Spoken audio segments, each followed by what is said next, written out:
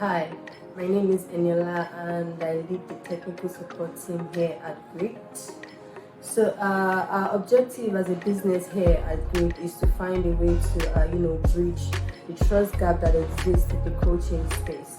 And one of the ways or one of the solutions that we've come up with is the data logger, which is a real-time tracking device that communicates information such as the storage conditions of items to our clients, as well as the real-time location. Another solution of ours is the solar panel cold boxes that helps businesses to maintain the temperature of their items, either in storage or in transit.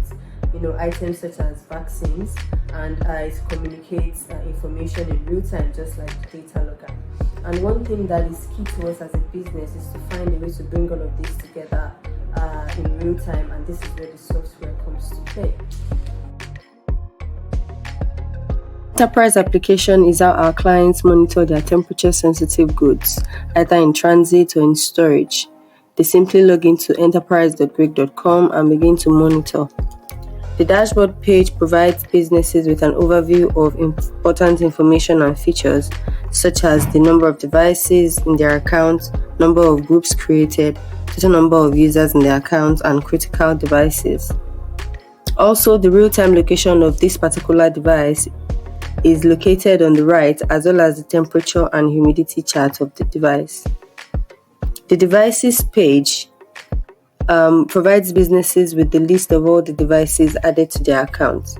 By clicking on a device,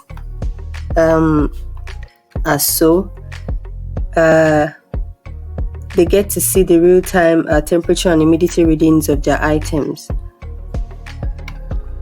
Temperature chart and humidity chart of the device. They get to see the ambient temperature reading as well as the ambient humidity reading of the device, and all this information plotted on a chart on the right side of the page.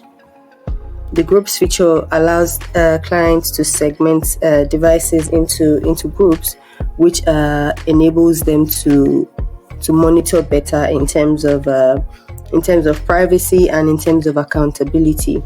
The maps feature is where the real tracking takes place, because they get to see the real-time location of their device across the world by zooming in or zooming out of the maps page. They can also create a point of interest anywhere on the map by clicking on create POI on the left side of the page, and they can also create geofences by creating a sort of boundary around places, so that they can get to see and be accountable for devices that are in transit.